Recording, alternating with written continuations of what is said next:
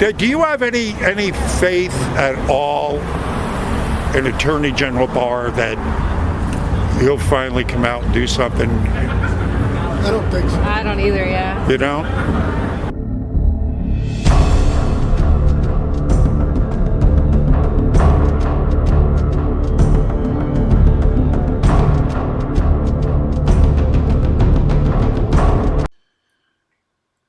Well, for better or worse, I tracked a lot of policemen, a lot of law enforcement.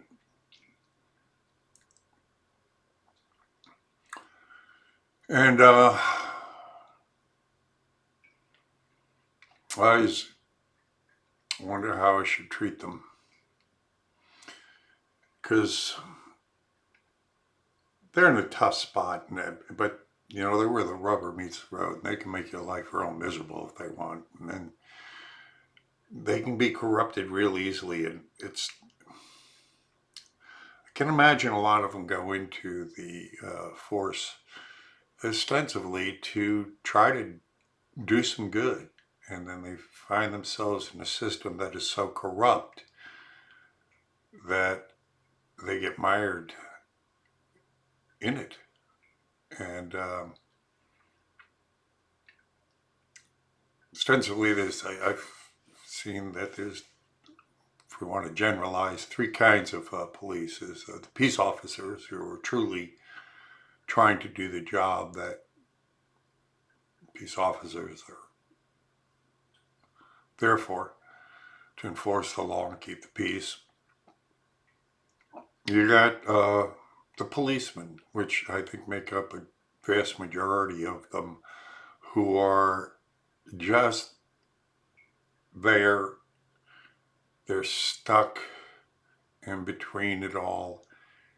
They see the corruption, they turn a blind eye to it, and they're just waiting for their pension. Make it to that pension. So, and then you've got the small percentage that probably the same kind of percentage that make up the peace officers that you are corrupt. At least that's my take. I could be wrong on this, but anyway, the police I talk to out there, for the most part, are just good people. And I see these two as probably be part of what I would call the vast majority of them, policemen, police officers who are in it. I can see it, and just trying to get from here to there. There's a woman who's from Austin, God bless her heart, trying to do the job there, and she's honest about the situation there. And her father, retired cop, 30 years. But their honesty about, and this is what the essence of it is, because I've talked to so many of them out there, as I said, I attract them. And when I ask them about the justice system, do they have any faith in it?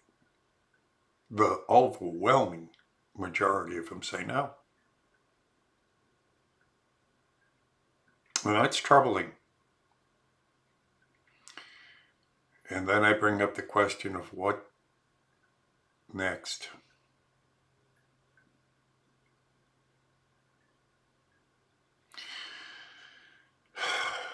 Anyway, this is what I do out there. And if you like what I do, help me out. Hit the like button, share these things. Go to my shop. Become a subscriber, subscribe star. Everything's in the description box. And help me out.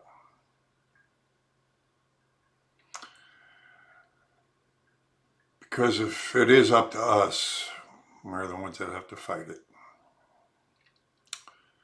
And I'm going to remain on the front lines as long as you keep me out there. as long as God gives me the strength. Anyway, I want to thank you for coming by. Pray for me out there. I'll pray for you, and I'll see you on the other side. He was a cop for 30 years in San Antonio. So we grew up, really Republican, and then I went to Austin just because the retirement in Austin's really good for the cops. But, the liberals up there are insane. How long have you been there? So I've been there 2 years and a couple months now. So, you have, shockingly, they actually support us a lot. You have, for the most part... Who's they? So the community, Oh. they support the cops, which is surprising. It's probably 70-30. But, the liberal and the Democrat is really, really strong there. Yeah. So that is something that was hard to get used to, but... Well, you do have Alex Jones there. Yeah, we do. I know. But that's what I've been hearing. The saying is, don't California or Texas. Yeah, and that's a lot. That's what a lot of Austin is, which it's gotten. I think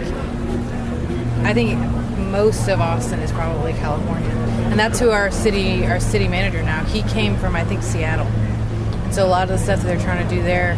The homeless population is insane, and so the way that they're treating the homelessness is the way that Seattle and San Francisco looks like. God. Which is crazy. See, that's putting the burden on you guys crazy, because Yeah. what I'm hearing from, police I'm talking to from Seattle and San Francisco and all, is 50% of what you're having to deal with, correct me if I'm wrong, is dealing with the homeless situation. Yeah. Yeah, they almost not legalized it, but they gave them free range to camp wherever they wanted for a couple of months. And so for us, we had the citizens that did support us, and that the taxes in Austin are insane. And so we couldn't do much because our city council didn't let us. So they would get pissed off at us. Well, why can't you do anything? Well, our city council got rid of the fact that they can pretty much camp wherever they want. It was becoming a health concern. Well, no kidding. Well, that's it. Yeah. And I'm speaking to people in the health, that this stuff is leaching into the sewers, into the water system and everything else, and it's creating a health hazard, not to mention, of course, the needles and the crap on the street and everything else. Oh, God bless you, man. I swear. Well, here's a... this is a get-out-of-jail-free card from Hillary Clinton. Oh, thank you. And as you know, it's good for any crime in the world. Oh, yeah, of course. Yes, Get-out-of-jail-free card from Hillary Clinton. From Hillary Clinton. Do you have any faith at all in Attorney General Barr that he'll finally come out and do something? I don't think so. I don't either, yeah. You don't? This discouraged me. I've spoken to IG investigators, FBI agents, and I've asked other policemen, and more often than not, this is what I hear. And it reminds me of an old Spanish proverb: the spider web catches the flies, but never the hawks. So, my question is, because there's a lot of anger. Where, people, lock her up wasn't a campaign slogan. Should have happened. Thank you. You arrest people when they commit a crime, correct? Right. Right? You commit a crime, you're supposed to be arrested, right? Right. Nancy Pelosi gets up there and rips up documents, government documents, against the law. She should be, but they get away. So, if we don't see it, because it's out here that's palatable, that we need to see some justice. Said lock her up wasn't a campaign slogan. If Barr doesn't come through, what are we going to do? What's the next step? Is it going to have to go to the Second Amendment? And then where does that put you? Yeah. Hands are tied. Yeah. Well, look, you don't have to go that far. Look at shift to shift. He does whatever he wants, and they can't do anything to him because he's on the House floor. Yeah. That guy should be put under the jail. Yeah. Well, for a multitude of crimes that they have been committing, things I suspect. Look, I'm not law enforcement, but I'm a lay person that looks and studies this stuff. And it is in the books, it is in the Constitution, that citizens can arrest people. They can, we can go ahead and do this. And I'm wondering, will that come to pass? We just say enough, and we say if they can have a million man armed march in Washington, and we just start kicking in doors. I mean, is that what it's going to have to come to if Barr doesn't do his job? Yeah, maybe. Yeah, like that. Well, I know you guys will be right behind us, Yeah. So I can put my hand. or beside us. Yeah. You're not going to stop us, that's for damn sure. No. No. That's true. Yeah. All right. Thank you. All right. Easy. Appreciate it. Thank you very Yeah. much. Thank you for what you do. So do you really think that they will join us? Will they try to stop us? What will they do?